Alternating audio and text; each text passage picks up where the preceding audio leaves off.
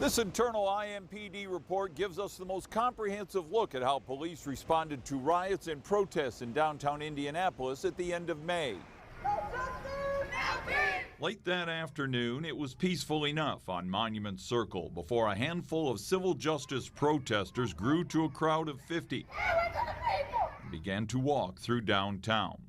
This report, compiled by IMPD, lists minute by minute through the computer-aided dispatch system how officers and their commanders responded as the city's core descended into lawlessness.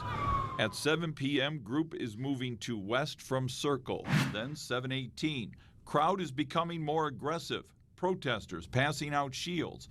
And at 7:35, the first notice of an IMPD commander that chemical spray was deployed. From the very beginning, one thing that we noticed is that the folks were bringing shields and other sticks and other things with them on that Friday night. They need to be trained, and then if you're scared of black people, you don't need to be a police officer. We spent a lot of time trying to de-escalate. I worked with Dr. Hampton in the mayor's office, who was engaged with the organizers when they were on the circle on Friday night to try to do what we could to not instigate the crowd. 8:04 p.m., requesting all IMPD cars off the circle, reads the message on IMPD's computer-aided dispatch. 9 p.m., persons throwing water bottles at officers. 9:15 p.m., don't get physically close, stay in your cars, stay back. Police say what was a loud but peaceful demonstration and march down the middle of the street took a violent turn as non-protesters appeared out of alleys and side streets and used the marchers as cover while they began destroying property. 9:40 p.m., crowd is angry, subject has gun in his pocket. 9:46 p.m., person is jumping on cars. 9:50 p.m., Sheridan is advising window is broken. 9:56 p.m., we're giving up New York and Penn to them, reports one officer. 9:58 p.m., shots fired at Maryland and Illinois.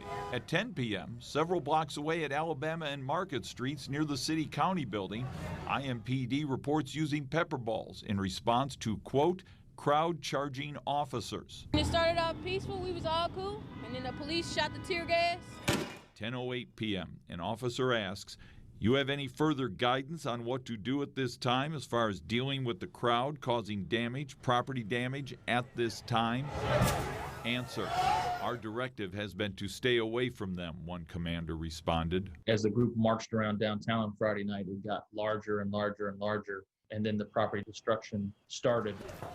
Due to IMPD staffing protocols, commanders called in more on-duty than more off-duty officers from across the city to respond to the growing crisis downtown over the next few hours. As police reinforcements rushed to downtown, the unrest continued, and IMPD officers reported they were surrounded and outnumbered on Monument Circle. 10:52 p.m. They are forming around us here on the circle, one officer reports. We need more cars. They are not letting us out. 10:53 p.m. We got rocks incoming. We are totally encircled. I lived it, not like our officers on the front line did, but via the radio and some firsthand experience of what I saw. And it was utter chaos for them. It's crazy, but my city came out. RP, Sean Reed, we living for you, bro. After 11 p.m., specially trained and equipped event response group officers begin to deploy downtown and begin attempting to bring order to the streets. At 11:14 p.m., IMPD begins launching tear gas at Market and Illinois Street, quote, to no effect. Within minutes, pepper balls are flying near the State House, where the east door is breached, and IMPD officers begin suffering injuries. At 11:42 p.m., IMPD is reporting at Meridian and New York, quote, 2 white males with assault rifles, AR-15s. Minutes later, 3 shots fired by others at Ohio and Meridian. At midnight, the front door to the CVS store at Ohio and Illinois had been set afire, and looters were running in and out. A little while later, it was the same story just up the street at TJ Maxx and at Jack's Donuts on West Market Street. For the next morning, the owner told us he spent the night inside his store holding off the rioters.